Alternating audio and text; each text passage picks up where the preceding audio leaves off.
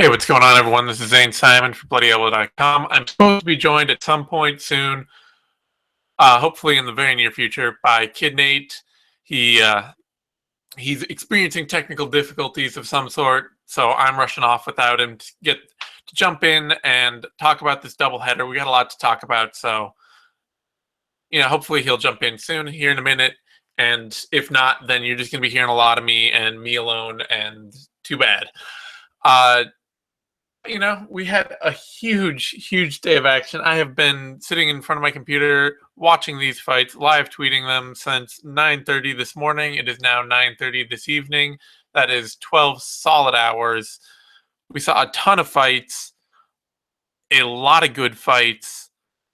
I would be absolutely lying to you if I didn't say that they are all starting to run together a little bit in my mind. Starting off with UFC Belfast, Gegard Mousasi able to get back his weirdest recent loss on his record, that uh, TKO loss to Uriah Hall. One of the only TKO losses of Mousasi's career. Is in fact might be the only TKO loss of Mousasi's career. And a fight that he really wanted to avenge. He got the chance. He even said, rather than campaigning for a title shot, he'd be happy to fight Uriah Hall again and get that win back. So the UFC gave it to him. Uriah Hall gave it to him. Props to Hall. But Mousasi really quickly proved that he was the better fighter here. He played around with Hall at range early, gave him a lot of space and a lot of time, gave Hall chances to set up his own offense. Hall even landed a spinning heel kick to not flush, not full contact, but Hall had the time and the chances to land his big shots, did not make it count. Then when Mousasi took him down, Mousasi absolutely made his takedown game count and pounded out Hall for the win pretty quickly. In fact, I mean, I don't want to speak ill of Hall here, but it seemed like the moment Hall got stuck uh, against the cage like that, he just kind of flattened out. Maybe it's a result of Mousasi's excellent pressure and top game and grappling. Mousasi's definitely a better wrestler and grappler than he often gets credit for. Either way, though, Hall he didn't even turtle. He just kind of stopped and was on his stomach, and that was it. Mousasi rained down a few shots. Ref stepped in. Hall wasn't defending intelligently, wasn't advancing position, didn't seem to be moving. Hard to argue with the stoppage. It's just kind of weird. Just another kind of weird footnote in Uriah Hall's career as he continues to be an excellent talent that doesn't always look like he's all that interested in the fight in front of him. For that, in the co-main, Stevie Ray beat Ross Pearson in a funky split decision and pretty boring fight. Pearson continues to have problems with being a pressure fighter, and with leading. Fighters that force him to counter can often force him into ugly, bad fights where he gets very little done or even gets hit hard in return. Ray landed a lot of kicks, rarely sat down on any shots, but Pearson didn't have the foot speed or the pressuring ability to catch up with him and track him down often. Afterward, it sounded like Pearson was pretty fed up. He even, going so far as to say that he might consider retiring or needed to talk to his family about his career because he was tired of losing these decisions. And, I can't. I'm not going to tell Pearson not to walk away. I think that fighters, anytime they start thinking about wanting to walk away from a career in combat, they can probably find other better things to do. Pearson's been fighting consistently for 9 years now, even, starting his career back in 2004. So he's certainly got enough of a career under his belt to know where he is, to know what he's capable of, and to know if it's time for him to call it quits. But he also, it sounds like there's a lot of frustration there. I wouldn't also be surprised if he goes back, takes a couple months to think about it, and then decides that he wants to fight again. A tough loss for Pearson.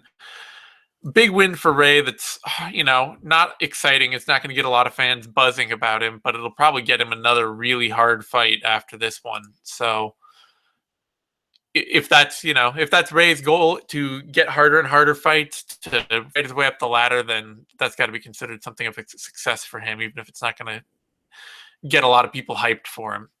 Alexander Volkov fought Timothy Johnson in a pretty wild heavyweight fight. Johnson came out and landed a huge uppercut on Volkov in round one. Volkov was largely controlling the early part of this fight, even with his wrestling and clinch game, until Johnson landed that huge shot, put Volkov on his back, did some damage from top control. But after that, Johnson was just never really able to regain control of the fight in the next two rounds. He landed some good hard shots on Volkov, but anytime he started to get momentum, Volkov was able to close him down in the clinch, push him around a little, landed a lot of knees, landed a lot of kicks, and just Johnson never had more than short bursts of offense. And it was powerful offense, but there wasn't a lot of it after that first round. So Volkov took a pretty closely contested split decision. Pretty fun fight for a heavyweight fight, frankly. I enjoyed it. Unlike the fight before it, which, well, I mean, it wasn't terrible, but it was certainly not a good performance at all for Teruto Ishihara against Artem Lobov. Ishihara came in with a ton of hype, a ton of interest. A lot of people love him outside the cage for his antics. A lot of people love him for his knockouts inside the cage. He's just a fun fighter to watch. But he's really wild, really power dependent, and really has been confidence dependent. Being the more confident guy in the cage has let him get away with a lot of wild and sloppy fight technique. And Lobov is a powerful, reasonably technical brawler who is every bit as confident as Ishihara, even to a fault at times for Lobov. And so Lobov wasn't willing to back down, wasn't willing to give Ishihara any space, and picked him apart for the better part of 3 rounds. Ishihara was able to finally land the big counter left late in the fight and drop Lobov and hurt him. But even after that, he just was so gassed and so tired by that point, he couldn't do anything to stop Lobov from retaking the momentum and finishing the fight pretty strong. So really bad performance from Ishihara. Hopefully something he can learn from and turn around and maybe start getting a little more serious about his defensive fighting and his consistent striking technique, and not just relying on his ability to wing a counter left hand as whenever his opponent's coming in, because eventually in the UFC there are too many guys that are too tough to knock out to win rounds that way. So, and Lobov is a pretty low bar to find yourself up against as a ceiling. So he's got to figure out how to advance past that. For that, Jack Marshman had a great debut at middleweight against Magnus Siedenblad. Marshman really not the most well-rounded fighter, not always the most technical fighter, but a lot of power, just a very willing brawler. Siedenblad was doing well at range, was picking apart at him, but he couldn't. Like, the power differential was so big that Siedenblad just could not afford to even, he couldn't afford to land 2 shots to take one from Marshman, because every time Marshman hit him, Marshman was hurting him.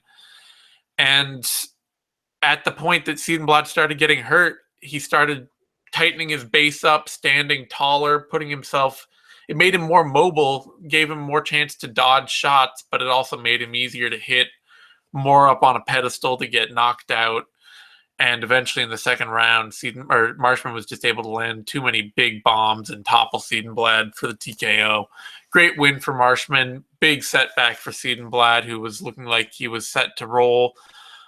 Maybe even, considered like a dark horse potential top 15 fighter, somebody who hadn't lost since his debut against Francis Carmont back in 2012. Now takes a loss to a reasonably unheralded UFC newcomer, even though Marshman's really experienced at 21-5. I think a lot of people expected Siedenblad to win that fight. For that, that was the close of the Fight Pass prelims, that Marshman Siedenblad fight. Prior to that, flyweight bout, Kyoji Horiguchi versus Ali Bagatinov. Horiguchi just kind of rolled over Bagatinov in this bout. It was kind of surprising to me because I expected Horiguchi to have a big footwork edge and a big movement edge to just be more dynamic and stay outside of Bagatinov and pick him off. But it really ended up being that Horiguchi was the better grappler, the better wrestler, and the better clinch fighter. And Bagatinov was able to break up Horiguchi's rhythm a lot from distance with his kicking game and just by keeping up a good consistent striking output. But every time Horiguchi was able to get the fight into the clinch or get into a wrestling scramble, he was ahead of Bagatinov the whole way through. And as the fight went on, and Bagatinov started trying to press the wrestling game to try and create some definitive advantage, he just gave up that advantage to Horiguchi over and over again. So really clean, consistent win for Horiguchi. Eventually, he looked pretty dominant everywhere. Like I say, not maybe the big difference in the footwork and the outside striking that I expected, but he won every part of the fight, and really impressive to see him just out wrestle and out grapple Bagatinov pretty decidedly.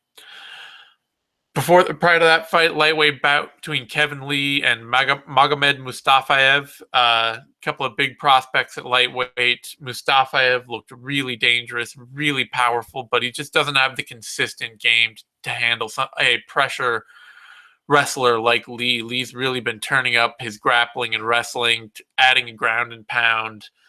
He's made some big strides there, and every time that Mustafayev tried to get any momentum going, Lee would just take him down, and finally was able to get a rear naked choke and force the technical submission. Kind of ugly because Mustafayev wasn't willing to tap to it, thought he had his chin under and chin tucked so that he was able to defend, but Lee's squeeze was so good he was able to cut off the blood to each side of his neck anyway, and Mustafayev passed out.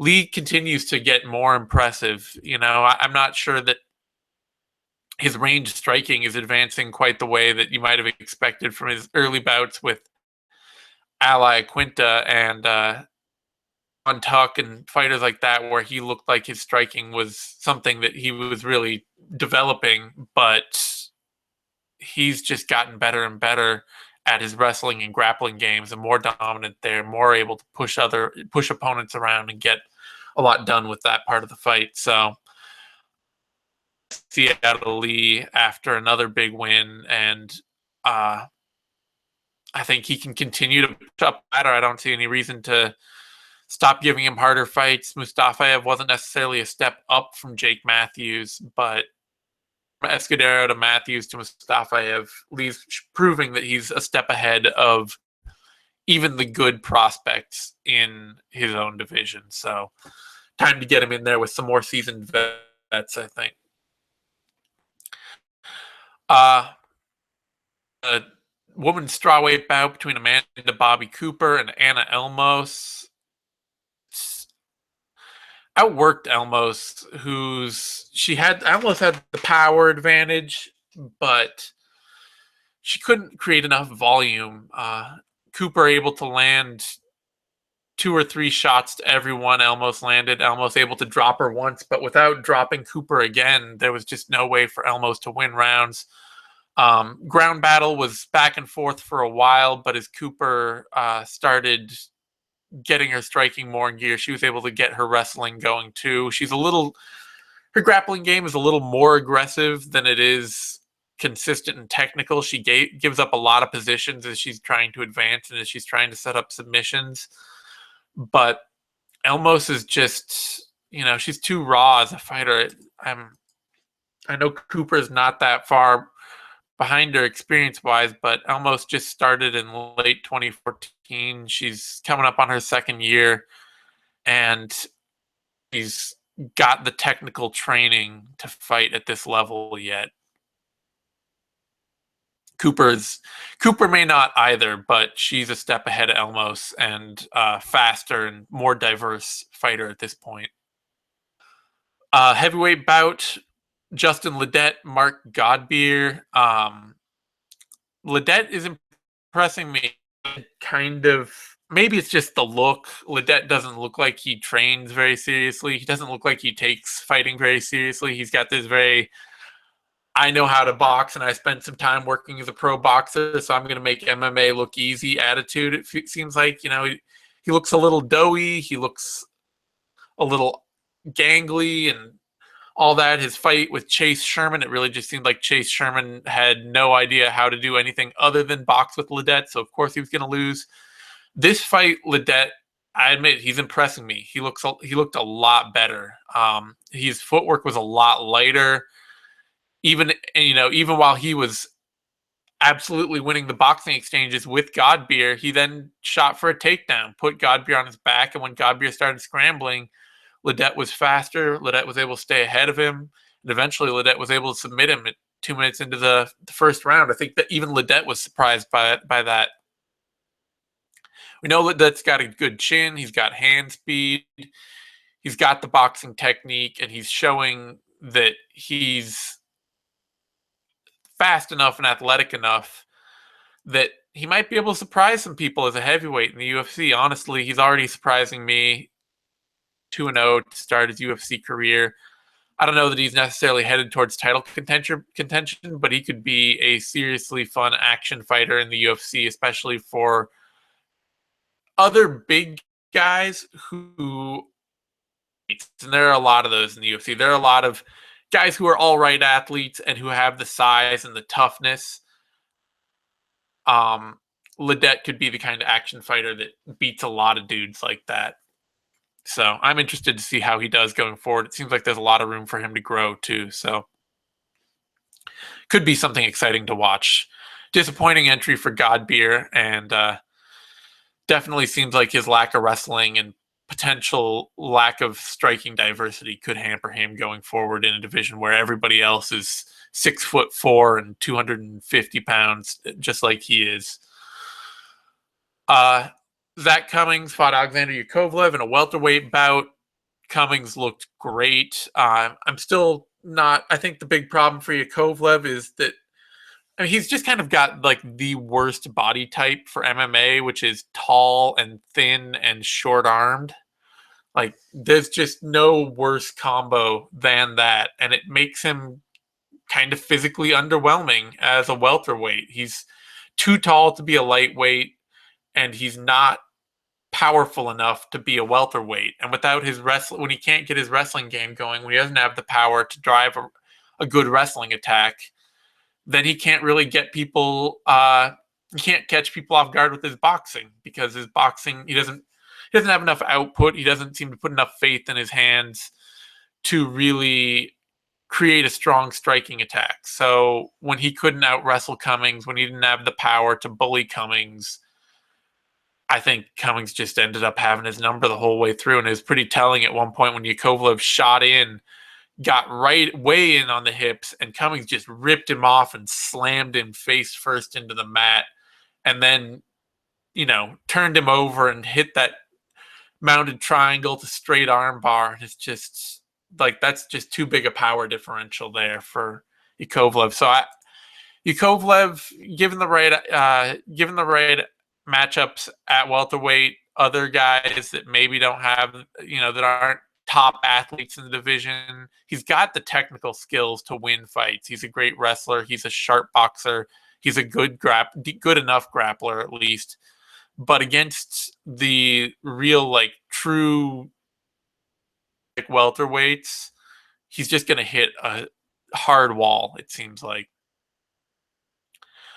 Before that, Marion Renault put a beating on Milana Dudieva. Dudieva's just too limited for the UFC. Her game really, she's got a good wrestling game. She's got a good judo game, but she doesn't have the grappling and she doesn't have the striking. And Renault still has confidence issues, still looks like she's making perfect the enemy of the good in there, still doesn't throw enough volume, but Dudieva gave her all the opportunities she needed to really find her stride and take rounds, even when she wasn't dominating, and eventually to turn dominant position into a stoppage. So good win for Renault.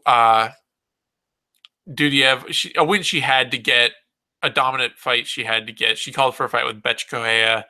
I think somebody mentioned that the UFC may already have Correia booked, but if not, that'd be a fun fight. Something fun to see for Renault. Makes me interested to see Renault keep fighting in the future. I'm just not sure still with her lack of output and her how much trouble she has really putting offense on people for extended periods. I don't know how high she's going to go in that division, but she'll be a hard out for a lot of fighters. Then second fight pass bout, or second bout on the card. Just too many fights, too much time. But Brett Johns and Kwan Ho Kwok debut at bantamweight. This was a really fun fight. Really enjoyed it. Couple of blue chip prospects. Johns has that wrestling and blitzing striking style. Was able to dominate Kwan Ho pretty early in that fight with his wrestling takedowns. Kwan Ho unable to get his game going. But as the fight wore on, Kwan Ho's he's just such an elite athlete who's got such a limited skill set. He's got this really fantastic, strong offensive, dynamic offensive style where he can land anything at any time from anywhere. But he just has no idea how to defend takedowns and how to counter wrestling. But once John started to slow down, once the wrestling game started to be a little harder for Johns to get in on, Kwan Ho lit him up in the latter half of that fight, especially in the third round. Still a clear decision for Johns. He still put on a good performance all throughout. Showed both guys have stuff to work on, though. I'm excited to see if Kwan Ho can turn his wrestling game around. If he can, he's got the athleticism. But Johns has a much more basic, successful meat and potatoes MMA style of being able to chain wrestle, hit takedowns, control, have top control, and to throw a lot of good boxing flurries. It's just, it shows how short or small the margins are, even for great athletes. Kwan Ho had some big opportunities to win that fight. Then to open up the card, Abdul Razak Al Hassan put an absolute beating on Charlie Ward. Al Hassan is pretty wild, but he throws with a ton of power. Great athlete. Ward gave him a brawl, hit him a few times, but Ward was just a step too slow. Doesn't have the same diversity of technique, doesn't have the same turnover in his hips that Al Hassan gets on all his strikes, and Al Hassan able to eventually put him away. Just a completely right-hand happy fighter, and a gem of a person. Al Hassan's post-fight speech was totally darling. He sounded like the most cheerful and lovely stone cold killer you can imagine. So I'm really excited to see Al Hassan. He's got a long judo background to go with his absurd power punching ability, and if he can turn that into a more complete MMA game over time, he's at a pretty good camp team takedown. If they can help him put it all together, he could be a hell of a welterweight prospect just off athleticism and power, and I'm excited for that. So it was a pretty fun card overall. Moved real quick. A lot of finishes, a lot of fun fights, a lot of close fights. Not, obviously the Ray Pearson fight wasn't that great. The Teruto Ishihara Artem Lobov fight wasn't that great. But I enjoyed the whole rest of the card. And good back and forth action. A lot of prospects showed up. A lot of guys got some good development and good cage time in. A lot of fighters to be excited for the future. So on that note, that brings us to our second fight card of the night. Obviously, Ryan Bader, Antonio Rogerio Nogueira, Little Nog headlined this. I don't know why this fight needed. I mean, I get that Bader needed a fight, and Little Nog probably wanted a fight, and it's one of those things where both guys just want to get out there. They just want to get a paycheck and do something and be active. Nobody wants to sit on the sidelines. And the UFC said, sure, fine, let's do it again. But Man, talk about your unnecessary rematches. Ryan Bader absolutely beat Antonio Rogério Nogueira to a putty. I had him on the way to 3 10-8 rounds out of 5 when they stopped, when he finally got the TKO in the third round. It's just complete domination. Nogueira, Bader would start each round kickboxing a little, showing that his striking that he's always been working to improve. And eventually, Little Nog would catch him with one good hard shot, and Bader would just say, "Okay, well, fine, I don't have to kickbox anymore," and just take him down and work him over for the next 4 minutes of the round. So unnecessary fight that went exactly like you'd expect. Biggest point of interest is that Bader fought out his contract. He's still a top light heavyweight that the UFC badly needs. They need all the good light heavyweights they can, even if Bader's never going to win a title. We haven't seen Bader fight Cormier yet, and we need new fights. If John Jones can't keep his ass in line, and with Alexander Gustafsson, scraping out a win, an ugly win in his last fight. I mean, he didn't scrape it out; he won pretty clearly, but it was not a pretty fight over Jan Blachowicz. It was not the Gus that we are accustomed to seeing. So Bader winning dominantly is about, puts him on track to be one of the next contenders. So the UFC can't really afford to just let him walk right now, I don't think. We'll see though, because a lot of fighters are starting to think that they deserve a lot of money, and the UFC and especially their new owners are trying to create as much profit and as big a profit margins as they can. So they're not that interested. I don't think they're that interested in paying guys top dollar. But people are starting to see what McGregor is making, what Diaz is making, what these top fighters are starting to command, and they get on a serious win streak. They all want to be great. They all want to be champs. They all want to be dominant, and they all want a lot of money for it. And that puts UFC in a weird position when it comes to negotiating, because a lot of guys are starting to feel like they're willing to walk away. So we'll see where Bader is with his contract run out. In the co-main event, Thomas Almeida defeated Albert Morales via TKO in the second round. Morales put a hell of a scare into Almeida early, fought better than I thought he would. Almeida, maybe it's still a product of starting slow. It's also just, a lot of guys, a lot of prospects, especially a lot of young guys, their opponents, they don't have that much scouting to see on them. They don't have that much tape to get ready for or anything like that. They may not even watch much tape. Not every fighter does. But a lot of guys can really surprise their opponents coming out of the gate, especially a lot of, guys like Morales, who are obviously great athletes, who are obviously hyper aggressive and super fearless. They come charging out of there, blitzing like a house on fire, and even very good fighters can be caught off guard. Credit to Almeida that he's able to ride out bad spots. He still won the first round, even with Morales getting on his back, and even with Morales landing some good shots. Almeida landed the better offense in the round, had more, had the better moments. But then in the round two, Morales was just really quickly outmatched. Almeida had his timing down, turned up his offense to another level, and just bombed Morales out of there. Ref made Morales eat like 20 unanswered shots, followed up by a huge body shot that just crumpled him. Another dominant win for Almeida. Good bounce back from Cody Garbrandt. Not sure that fight needed to be made. There were a few fights on this card where you kind of had to wonder, like, did this really need to happen? But Beta Nogueira being one of them, Almeida Morales, and then that brings us to Claudia Gadelha versus Courtney Casey. Easy 30-27.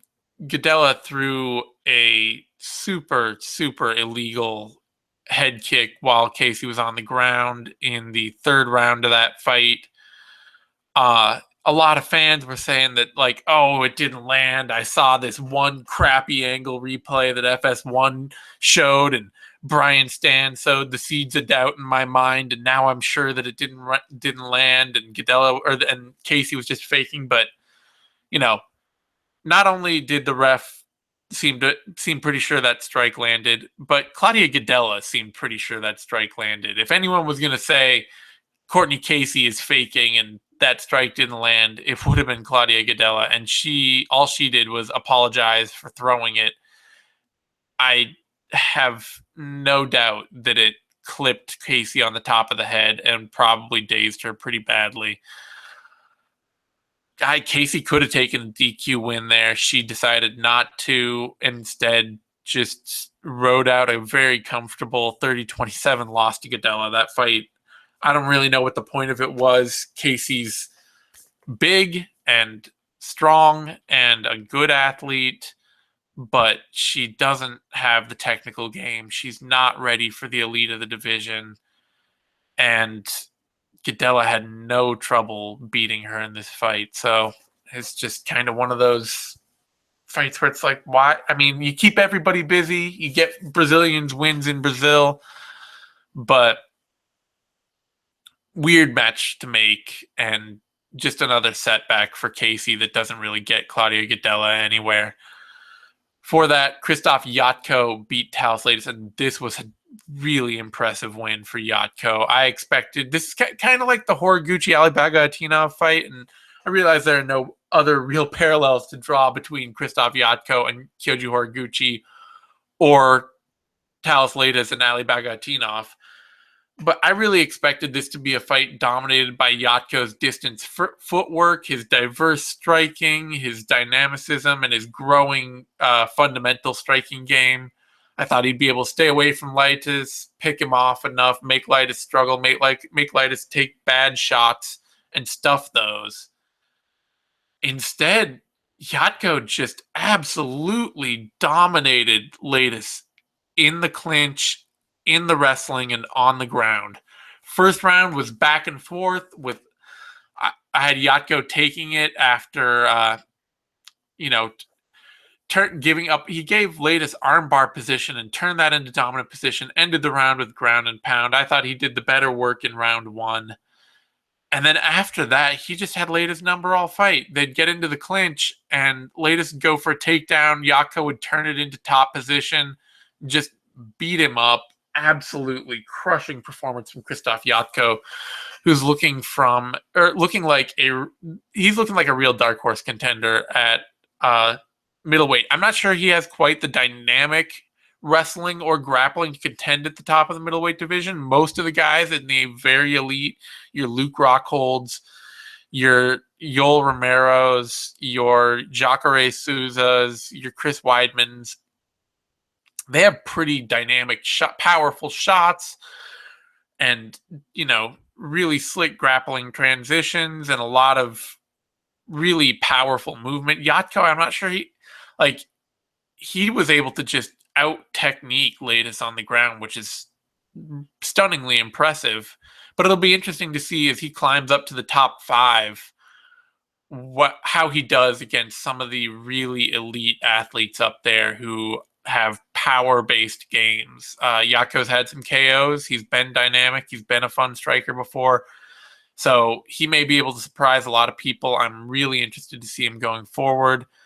I'm not 100% certain that he will pass the mark from top 10 talent to title contender talent, but I'm really interested to watch him try. For that, Kamaru Usman and fought Warley Alves. I actually missed a lot of this fight because I was out walking my dog. What can you do? I watched the third round where Usman put an absolute beating on Alves. Alves jumped on a guillotine, didn't get it. From what I'm hearing, the second round was a lot of the same with Usman punishing Alves a lot. First round was pretty close.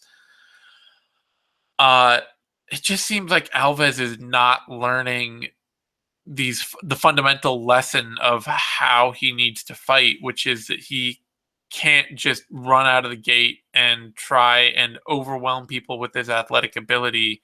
He's got to try to actually work on a patient technical game. He's got to bring in more fundamentals. He's got to do the kind of things that Kamaru Usman's doing. Usman's striking is taking big steps forward. He's integrating a power striking game into his wrestling game. He's still got, great wrestling, powerful grinding top control.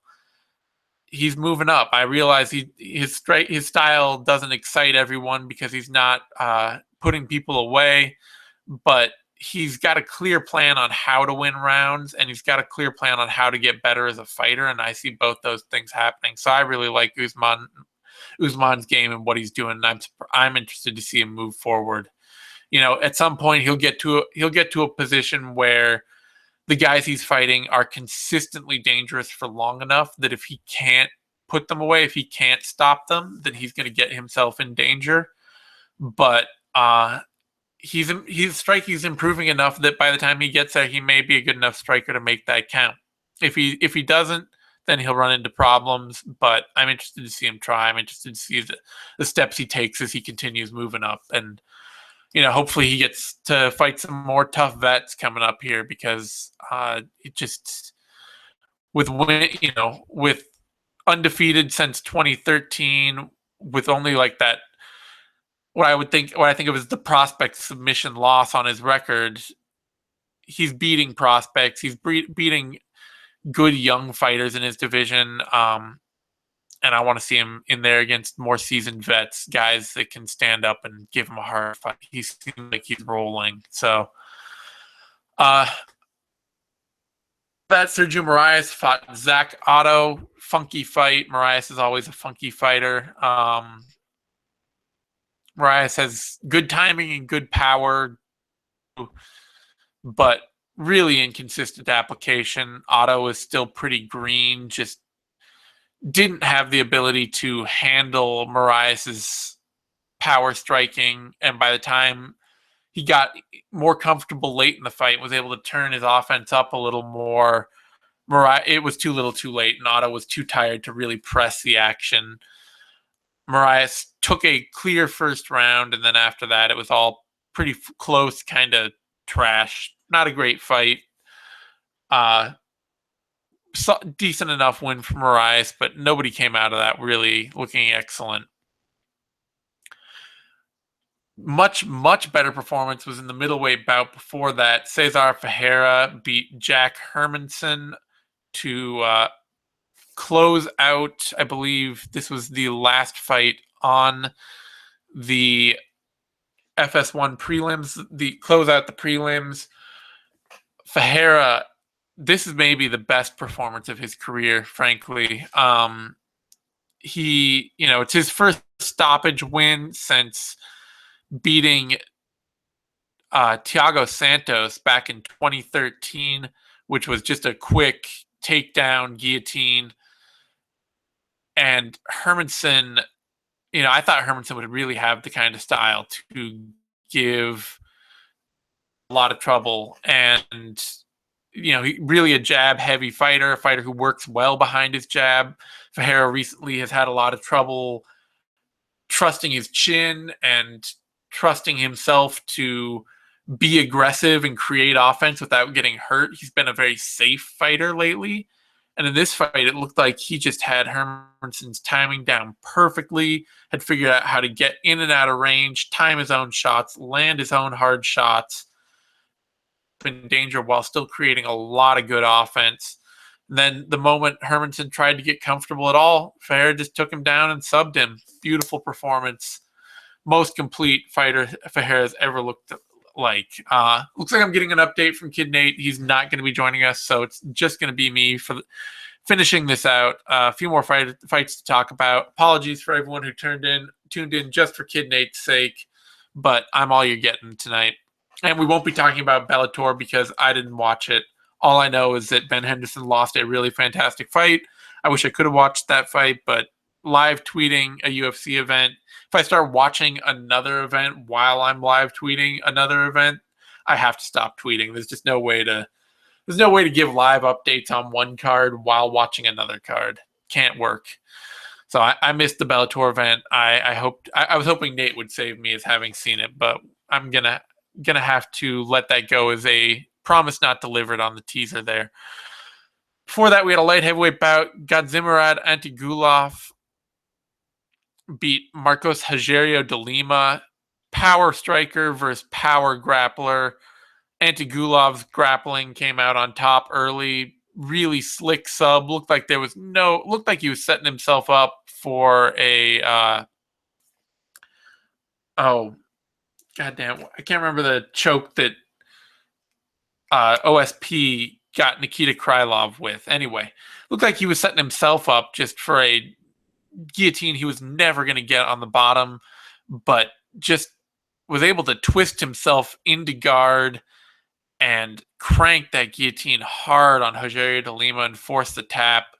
Slick submission work from Antigulov. Really interested to see him at light heavyweight because, frankly, light heavyweight does not have a lot of great sub fighters. There are some good wrestlers, some great wrestlers. There are some great strikers, but the great grapplers are a bit few and far between at light heavyweight. So interested to see what Antigulov can do there. Um, he's got a chance to make for a lot of difficult matchups for a lot of guys that aren't used to having to deal with a real submission threat in the cage at 205.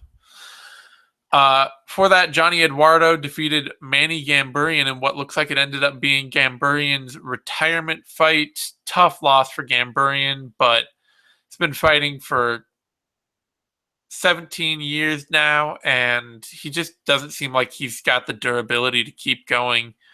Ran into a hard jab from Eduardo that dropped him, and I thought Gamburian had blown out his leg or something because he ran into that shot and his leg splayed out and he dropped on the ground and he just froze and just covered and stayed there and didn't move at all. And I thought he must have blown out his knee or something and was just hoping the ref would stop it because his leg was shot, but it was just a short jab right on the chin as he came in, and that was all it took.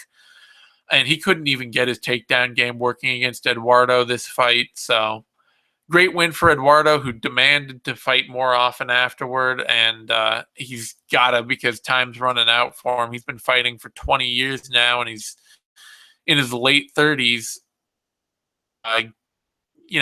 He got another good win, and he's got, it's worth watching. I got no argument with Eduardo keeping on fighting. If he wants to do it, he's still winning. He still looks good, even 20 years in, even at 36. It's a fun fight and good performance from him. Luis Enrique Barbosa de Oliveira, or just Luis Enrique KLB, fought Christian Colombo, heavyweight bout. Enrique absolutely dominated in that fight. I like Colombo. He's a cool dude. I've talked to him. He's a really nice guy. Really puts his heart in this, but he just doesn't have the athleticism to hang at the UFC level. Not fast enough. Gets caught off guard because of that speed differential. Enrique able to hit takedowns anytime he wanted, and even when the fight was standing, Colombo just didn't have the hand speed to get his own punches and strikes off.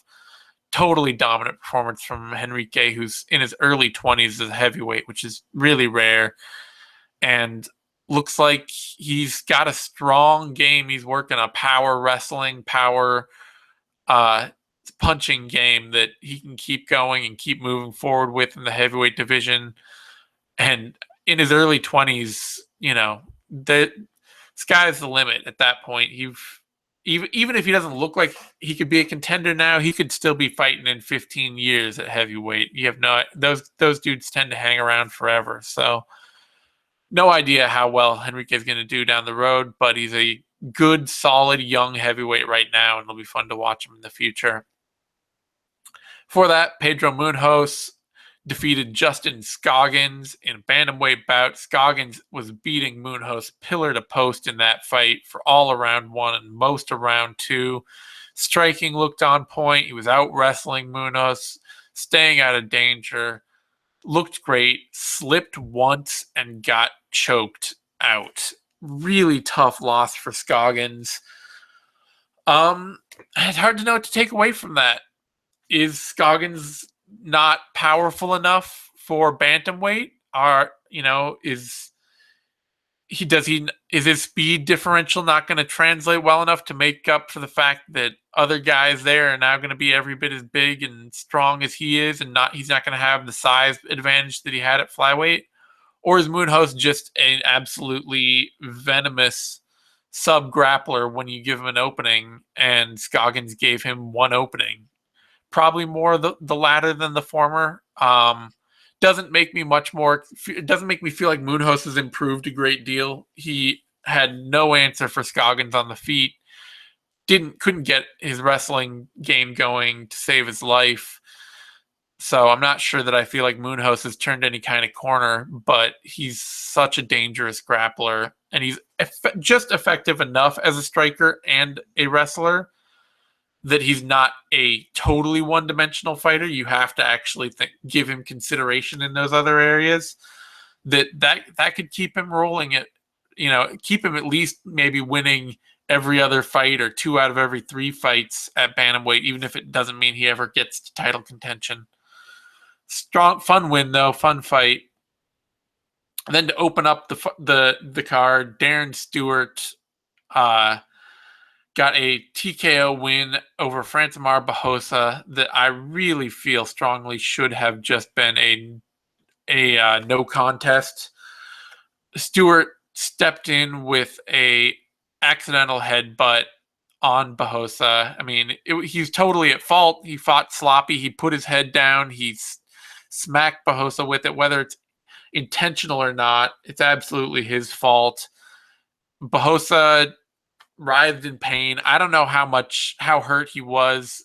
Getting headbutted right in the orbital bone sucks a lot, even if he didn't break the bone. So I can see Barbosa complaining. He's got, it's a little touchier a subject. If Barbosa didn't end up actually getting badly hurt, then there's the argument like, well, you should have defended yourself and kept fighting no matter what. But honestly, like, if you've ever been headbutted in the face or had something like hit you really hard in the face, even if you don't break anything, if it's like a bone on bone, like the forehead especially is hard, it can feel like something broke. Like I have no doubt that Barbosa thought that his orbital might be broken there. So I'm willing to give him that benefit of the doubt. And at that point, if an illegal strike is causing the end of a bout, if it's causing a fighter to cover up and his opponent to be able to land strikes that he might not otherwise be able to land, then that should just be a no contest. It should not be a TKO loss via punches. Still, I guess on the flip side of that, if you want to be the cold-blooded MMA fan that just does not care about anything other than seeing awesome fights, Barbosa's never been a fun fighter, and it's good to see a new prospect in Stewart get a big win in his UFC debut. Stewart's probably going to have to go down to middleweight rather than keeping it light heavyweight. He's a pretty small light heavyweight, but he's a new talent. He gets a new win. We already know what Barbosa can do. It's not the most thrilling thing in the world, so I think the loss sucks for Barbosa, and I don't like the way that it went, but I'm not terribly broken up about it on the chance of seeing a new fighter flourish in Stewart. So to wrap up, both cards were fun. The Sao Paulo card was plagued a bit by 3 brutal mismatches at the top. Nogueira, Morales, and Casey had really not much business in their fights, even if Morales was able to do well early. It sucks to see how old is he? A 25-year-old kid, not 21, but 25-year-old kid who has just finishing his second year of pro MMA experience, now 7 fights into his career. It sucks to see somebody like that just take an absolutely brutal TKO loss and a shellacking. Like, that's not going to do anything good for him. So I'm not terribly excited about that. Casey didn't belong in that Gadella fight. That marred the card a little, but otherwise, Yatko turned up, Usman turned up, Fajera turned up, and Gulov, Johnny Eduardo put on a great fight. Luis Enrique put on a great fight. Munoz got a fun win. There was enough going on that card that I'm not going to ding it too much for that. And then you go back over to the UFC Belfast card, and that card, I don't know, for somebody like me who really loves watching prospects grow and watching fighters develop and seeing young talent, there was a lot of young talent on these cards that I was excited to see. It was fun to see Horiguchi get a win. It was fun to see Lee get another good win. Musashi avenges his loss. There's some narrative there. Couple of fights at the top, Lobov and Ray wins weren't particularly exciting, but Marshman had a really fun debut. So there was plenty to keep you interested if you decided to go through a whole day of MMA like I did. Um, I don't regret it terribly, even though I regret it just a little. On that note, you can find me on Twitter at TheZaneSimon. If you're watching this video on YouTube, give it a thumbs up. That's this. That helps us a ton. That subscribe to our YouTube channel, MMANation.com, DOTCOM. Both these things are great for us. It helps a lot. I'm fading fast. It has been a long ass day. And thanks everyone for tuning in. We will be back with we got Knuckle Up coming up, and then we'll be here for the Melbourne card coming right at you with the Brunson versus Whitaker main event. We'll be have all the stuff for that. Care don't care if I did it, vivisection, all that good stuff. Thanks for everyone for tuning in, and we will see you next time.